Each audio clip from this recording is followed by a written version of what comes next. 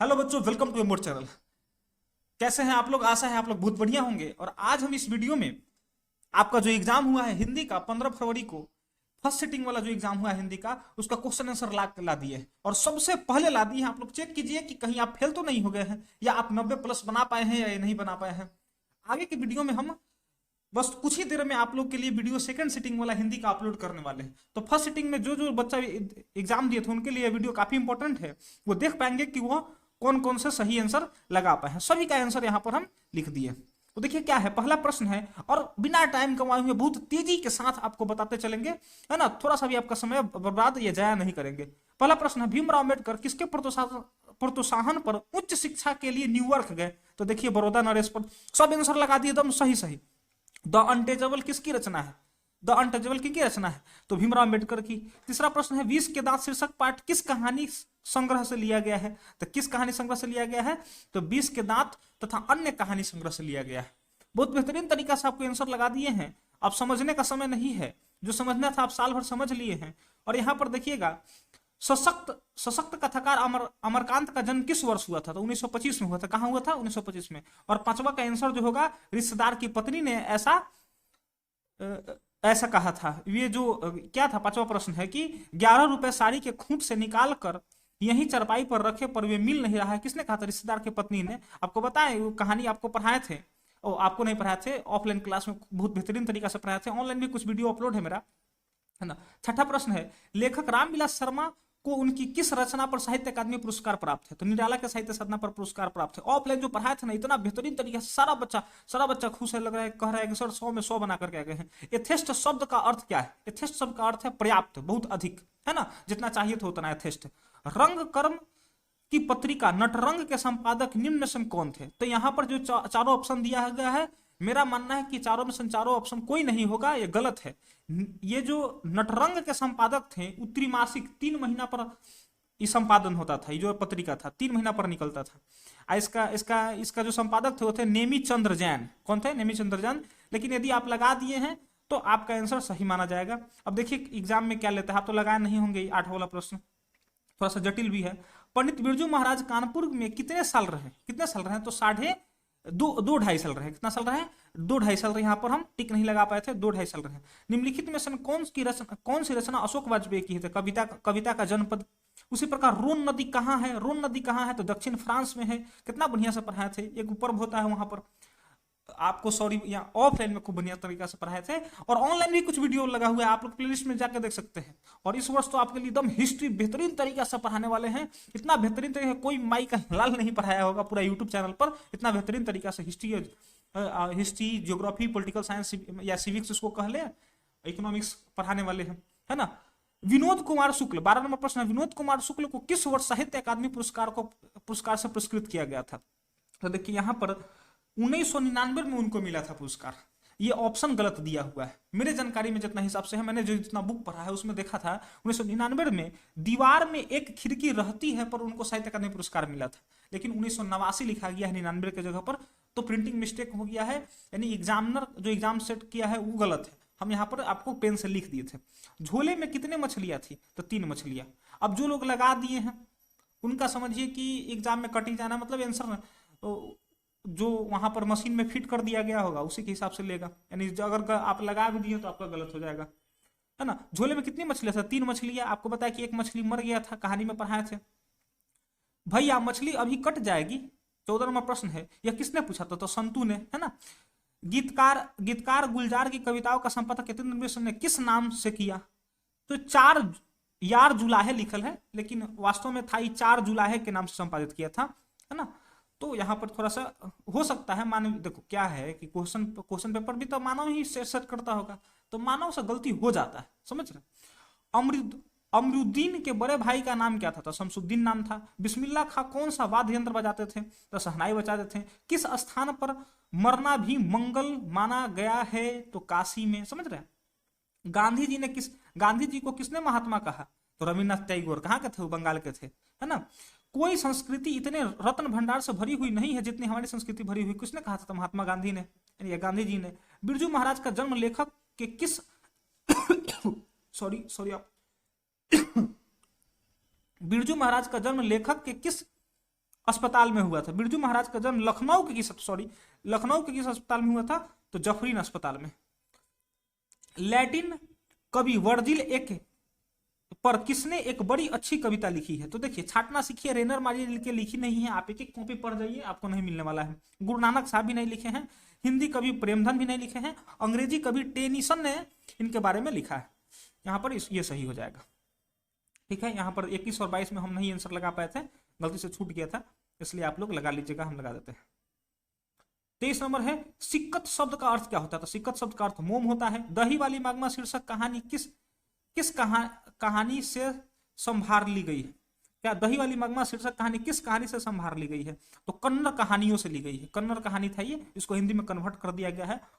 औलूर के पास किस गांव के रहने वाली निम्न में से औलूर के पास किस गांव की रहने वाली इनमें से कौन थी? तो औलूर के पास जो गांव में रहते थे वो दही वाली मगमा थी, वहां पर मगमा रहा करती थी। बारिश होते देख किसे लग रहा था जैसे इस बार भी बाढ़ आएगी? तो लक्ष्मी को लग रहा था, है ना। ढहते विश्वास चैप्टर में आप पढ़े होंगे इसके बारे में खूब बढ़िया से। ढहते विश्वास शीर्षक कहानी के लेखक का क्या नाम है? तो सातकोरी होता नाम है।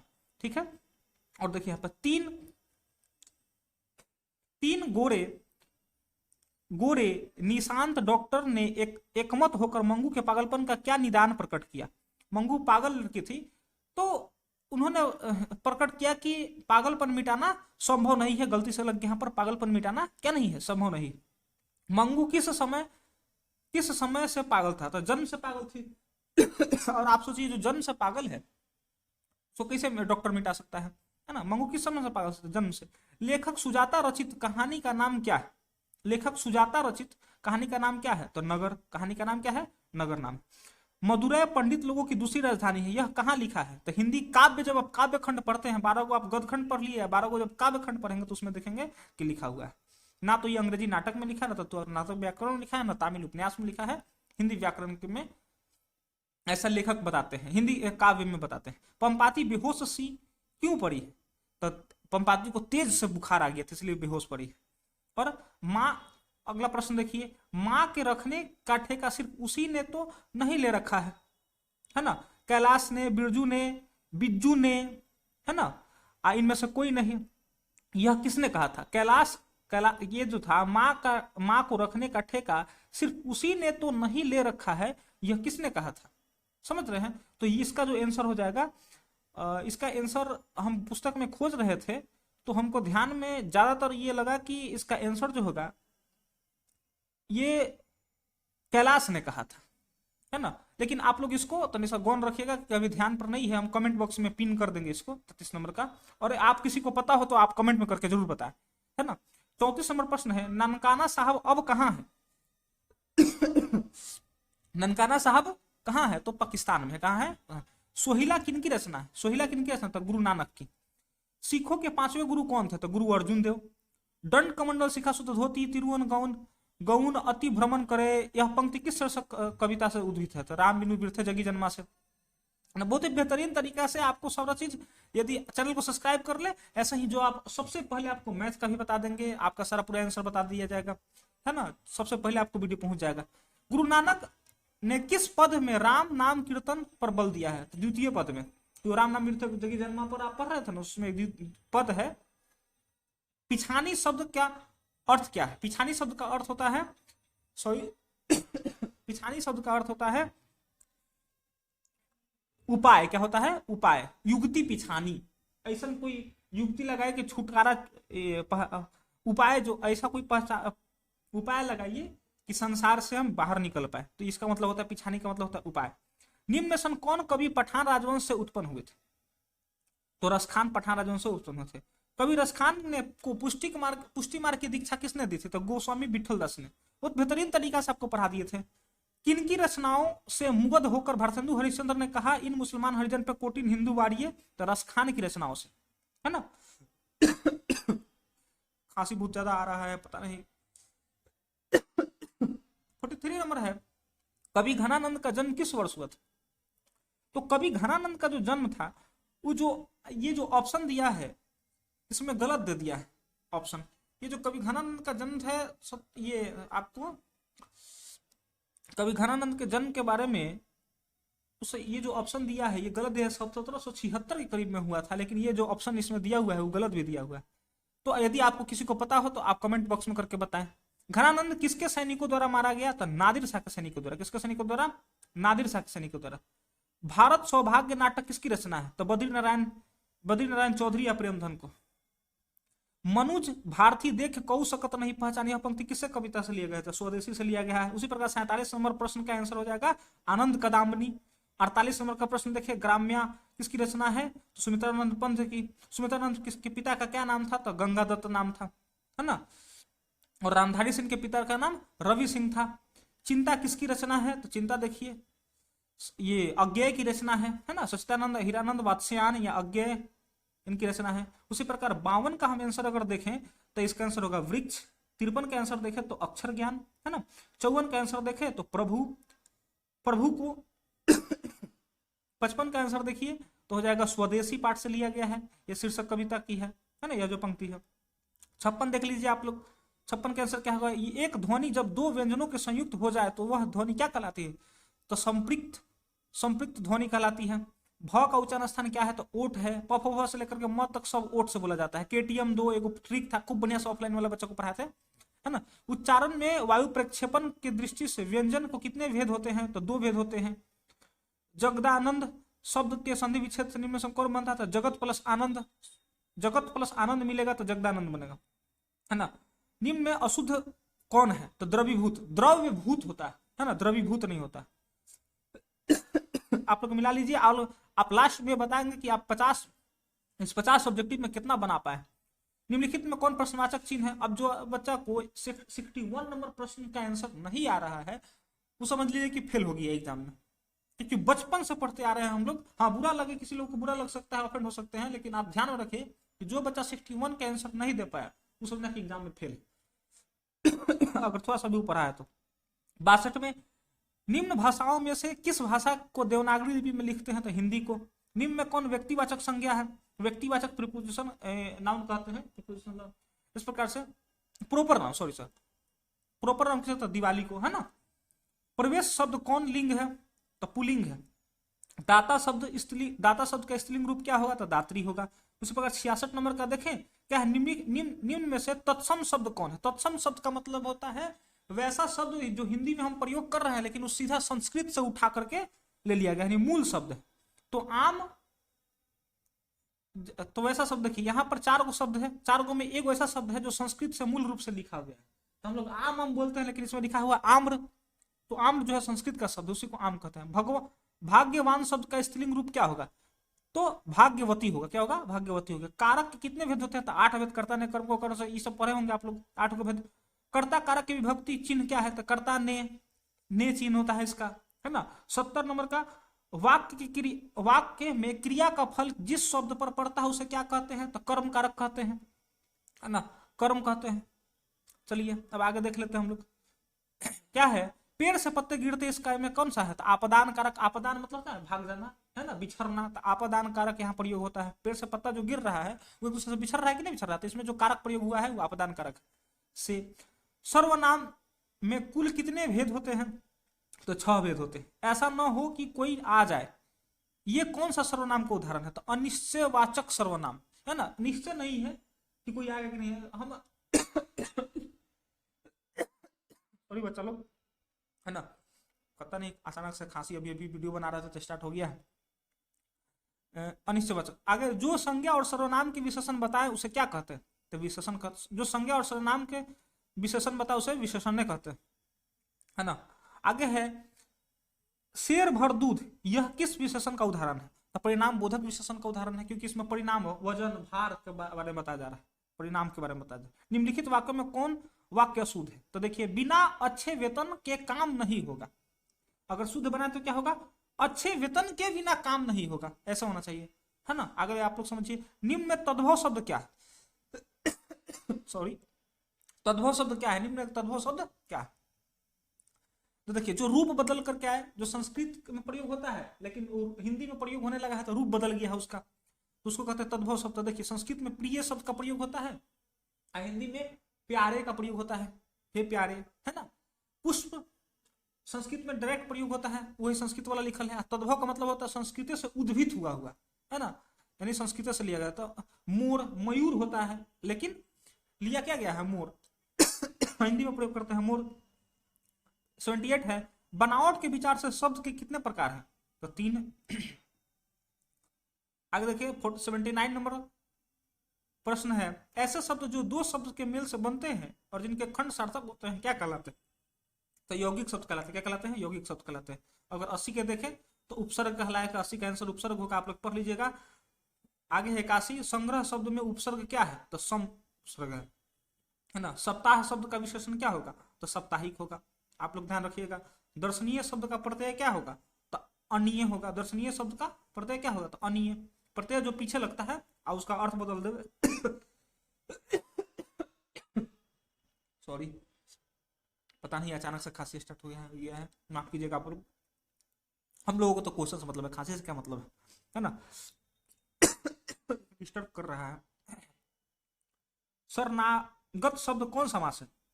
तो तत्पुरुष समास है। ध्वनि में मग्न कौन सा पदबंध है? तो क्रिया प्रबंध है, क्योंकि ध्वनि में जब आदमी मदबंध होता है, पदबंध का मतलब होता है दो पद के मिल करके एक नया बंधन तैयार करना। तो है आप लोग अब इसको समझने की समय नहीं है, आप लोग आंसर मिलाइए। जो कर दिए हैं अब वो कर दिए हैं, अब कुछ सुधरने वाला नहीं। रचना की दृष्टि से वाक्य में कितने प्रकार होते हैं? 3। 87, हमारे जवानों को देखकर दुश्मन भाग गए, यह किस वाक्य का उदाहरण? तो संयुक्त वाक्य। तो देखिए संयुक्त वाक्य होगा ए में, है ना, क्योंकि दो गो वाक्य मिला, क्योंकि हमारे जवानों को देखा तो दूसरा जवान क्या हो गया? भाग गए। देखकर दुश्मन क्या हो गया? भाग गए। तो दो गो वाक्य है, हमारे जवानों को देखा तो दुश्मन भाग गए, है ना। तो देखकर दुश्मन भाग गए, दो गो वाक्य मिलकर जब बने तो इसको संयुक्त वाक्य कहते हैं, ज्वाइंट सेंटेंस। माँ ने बच्चों को सुलाया, यह किस कारक का उदाहरण है? तो कर्म कारक का। 89 नंबर का आंसर देखिए, निम्न में कौन सा मिश्र वाक्य है? मिश्र वाक्य यानी मिल जल के वाक्य। मैं खाना खा चुका तब वह आया, है ना। मैं खाना खा चुका हूं और उसके आने का बात अलग अलग है, तो दो अलग अलग वाक्य बनता है, इसको जोड़ देता है, ये क्या होगा? मिश्र वाक्य। 90 नंबर देखिए, निधरक शब्द कौन समास है? तो अभिभाव समास है। क्या है? अभिभाव समास। इच्छा शब्द का पर्यायवाची शब्द निम्न में से कौन है? तो कामना, इच्छा का पर्यायवाची।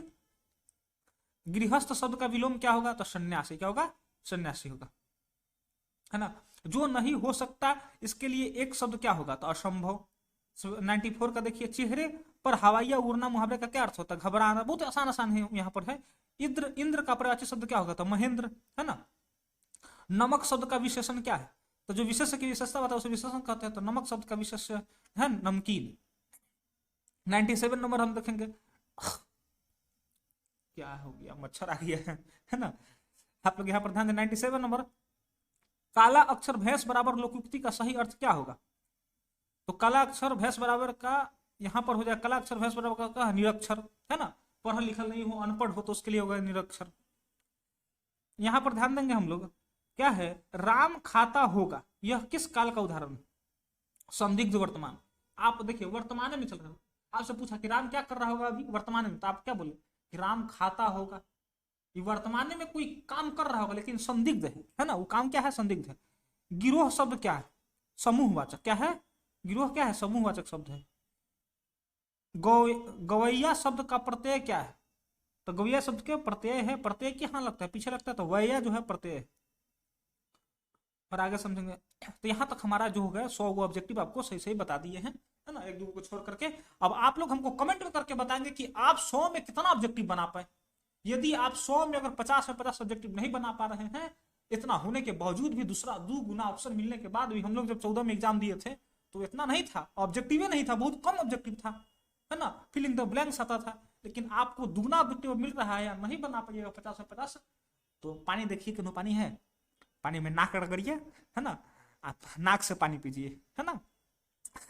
चलिए देखिए, है ना, जो कर दिए तो अब कर दिए हैं आपको। अब हम क्या बोले, अब खंड ब में क्या होता है? गद्यांश आता है। 4 गो गद्यांश रहता है, 2 गो गद्यांश बनाना है और उसका आंसर लिखना है। तो ये आपका जो गद्यांश आप लोग अपने हिसाब से मिला लीजिएगा, क्योंकि क्वेश्चन का जो क्वेश्चन प्रश्न पत्र मिला है वो ABC करके मिला होगा आप लोगों को, तो हम आंसर डायरेक्ट लिख दिए हैं। जैसे अक्रूर के रथ किस 4 गो में से 2 गो बनाना रहता है, तो आप समझ ही रहेंगे पूरा क्वेश्चन का पैटर्न।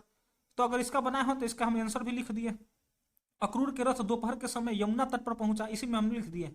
अक्रूर ने कहाँ स्नान किया, तो आंसर देख लीजिए, जल में अक्रूर। ये जो गद्यांश जो आपको दिया हुआ उससे क्वेश्चन पूछता है, और 2 नंबर का क्वेश्चन आता है, 5 को रहता है, उसका आंसर लिखना रहता है गद्यांश से खोज करके। तो हम यहाँ पर आंसर भी लिख दिए हैं, आप लोग मिला सकते हैं।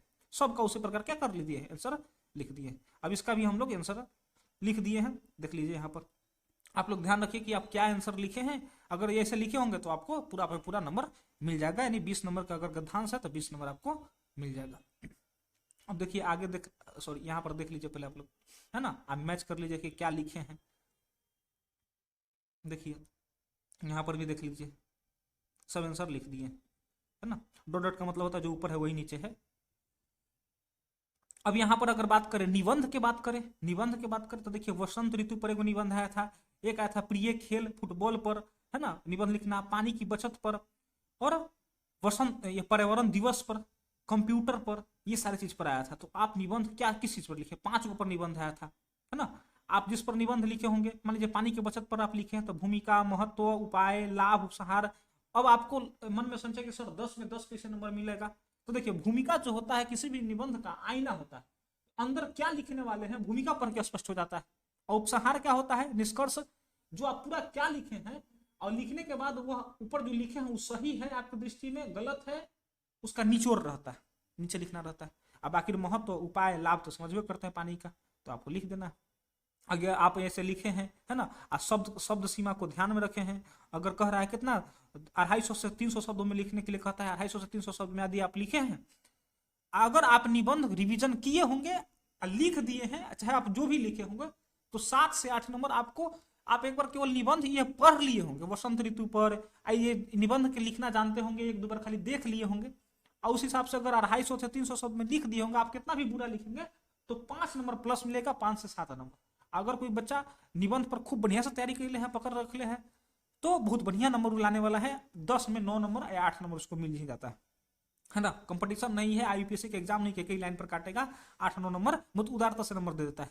तो देख लीजिए कि आप निबंध बनाए कि नहीं बनाए। पत्र लेखन, यदि आप पत्र लेखन पढ़े हैं तब ही आप बना पाइएगा।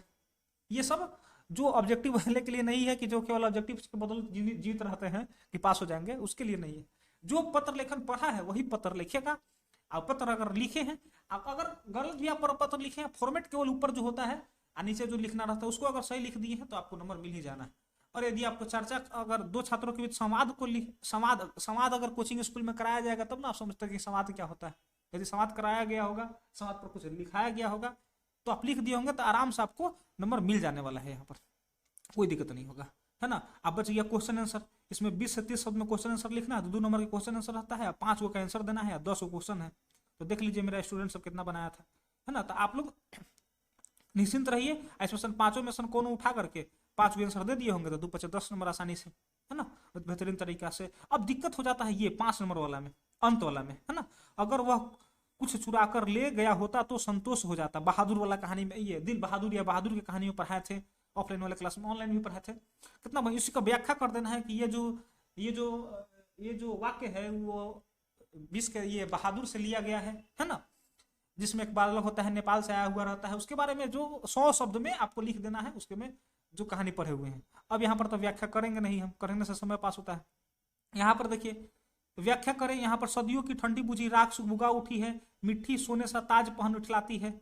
और यहाँ पर देखिए ये जो है आप काव्य खंड पढ़े होंगे जो बच्चा लोग, उसमें आपको सर पढ़ाए होंगे बहुत बेहतरीन तरीका से कि सदियों से ठंडी बुझी राख सुबुगा उठी है।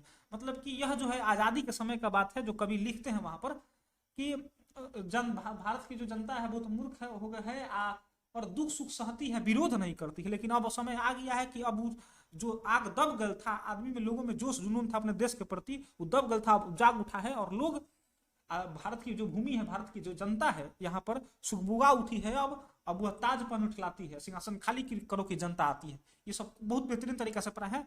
और आप लोग ये जब जान गए, ऑब्जेक्टिव समझ गए, आप लोग ये पहले बताइए कमेंट में कि ऑब्जेक्टिव 50 में 100 को ऑब्जेक्टिव था जिसमें 50 को बनाना था, 50 में आप कितना नंबर के सही बनाए।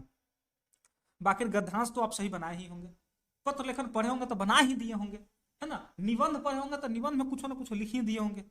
अब आखिर सब लिखिए दे रहा है तो क्वेश्चन आंसर में भी कुछ ना कुछ लिख दीजिएगा। तो आप बताइए कि आपका हिंदी में टोटल मिलाकर के कितना आ सकता है। कमेंट करके बताइएगा। ये हिंदी का हो गया। और यदि आप चाहते हैं कि सेकंड सिटिंग का हिंदी, फिर आप मैथ, फिर सोशल साइंस, फिर साइंस आपका वीडियो सबसे पहले आपके पास पहुंच जाए, आप आंसर को मिला लेवे, तो इस चैनल को सब्सक्राइब कीजिए, वीडियो को लाइक कीजिए और दोस्तों के पास भी शेयर कीजिए। बहुत बहुत धन्यवाद।